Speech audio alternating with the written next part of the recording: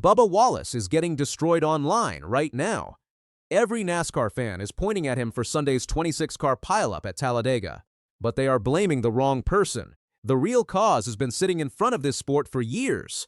And after lap 115, it is impossible to ignore anymore. If you know NASCAR, you know Talladega is different.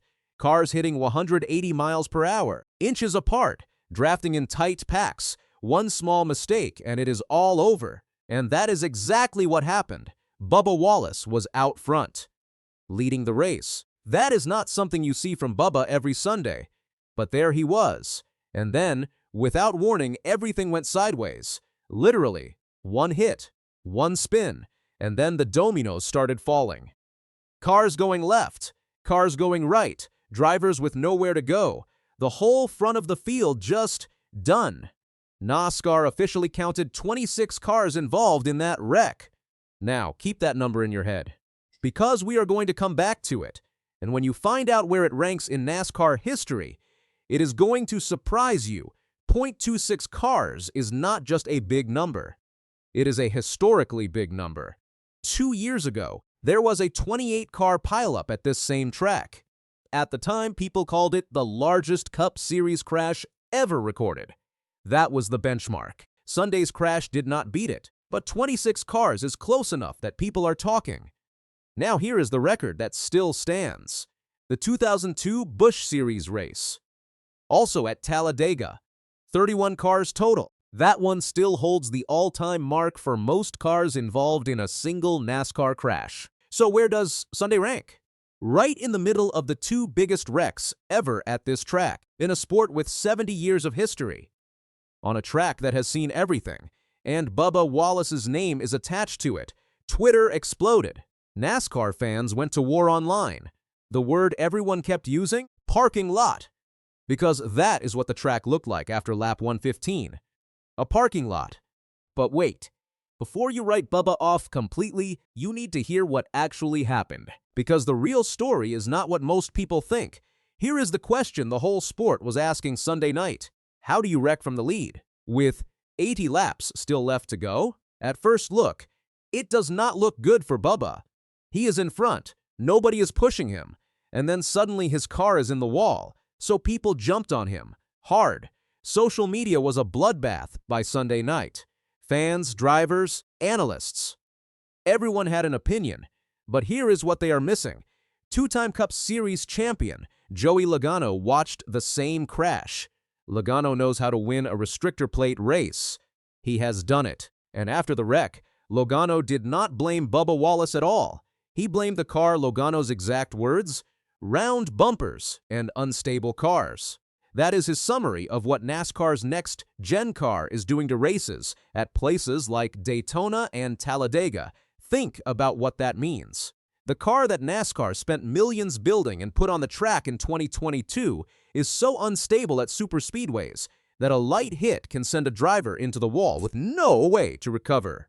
5 years ago, that same contact would have meant nothing. The driver would have straightened out and kept going. Not anymore, and this is where it gets bigger than just Bubba Wallace. Way bigger. The next-gen car was supposed to fix NASCAR. New design, better competition, more exciting racing. Instead, drivers hate it, fans hate it. And at superspeedways like Talladega, here is why. You cannot draft. You cannot push. You cannot bump.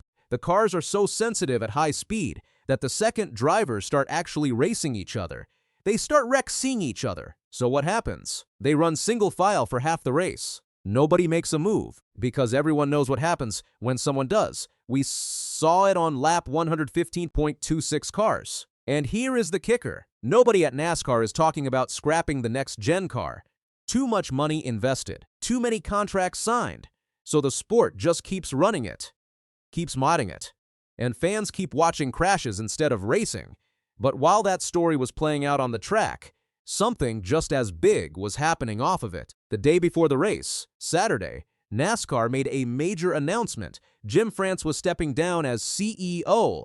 Jim France is 81 years old. His brother, Bill France Jr., helped build NASCAR into what it is. Jim has been part of the organization his entire life, but his role had become mostly ceremonial over the last few years. Steve O'Donnell and Ben Kennedy have been the ones actually running the sport day to day. NASCAR's numbers have not been growing. The fan base that used to pack these grandstands is older and smaller. The new fans they keep chasing have not shown up in the numbers they hoped. So what does NASCAR do? Remember we said there was a silver lining. Here it is. Carson Hocevar won the race after the smoke cleared, after 26 cars got towed off the track. After the chaos settled, Carson Hocevar took the checkered flag at the Jack Links 500 and became a first-time Cup Series winner. Hocevar is 22 years old. He drives the number 77 Chili's Chevrolet. He is not a household name yet, but he has been on the radar of people who watch this sport closely for a while now. And here is why this matters for the bigger picture. NASCAR has a face problem, a real one. Chase Elliott was supposed to be the next big star. The driver every sponsor wants, every network promotes, every casual fan recognizes. That window has come and gone. Denny Hamlin is near the end of his career. Kyle Busch is clearly past his prime. Bubba Wallace? After Sunday, that conversation is closed for a while. Carson Hocevar winning at Talladega is exactly the kind of story NASCAR needs right now. A young driver, a first-time winner, a guy with personality and talent who can grow with the sport. Whether NASCAR actually uses that moment correctly is a different question, because the history here is not great. So let us bring this back to where we started. 26 cars. Bubba Wallace in the lead. One of the biggest wrecks in NASCAR history. The internet blamed Bubba. The fans were furious. It looked like a disaster tied to one driver. But peel it back one layer, and the real story is more complicated. A car that two-time champion Joey Logano calls unstable. A track where drivers cannot race without wrecking. A new CEO who just took over a sport with real problems. And a 22-year-old winner who might be the best news the sport has had in years. That is 4 storylines from one Sunday at Talladega. And here is the one that should worry NASCAR Force the most. The crashes are not the problem. Crashes have always been part of superspeedway racing. Fans expect them. The problem is that the racing in between the crashes is bad. Single file. Boring. Nobody can make a move. And when they do try, you get lap 115. Steve O'Donnell and Ben Kennedy now own that problem. They have to decide if the next-gen car gets fixed, updated, or eventually replaced. They have to figure out how to grow a sport that keeps trying to find new fans while struggling to hold the ones it already has. They have to build around young winners like Carson Hocevar before someone else figures out how to market to him. And they have to do all of that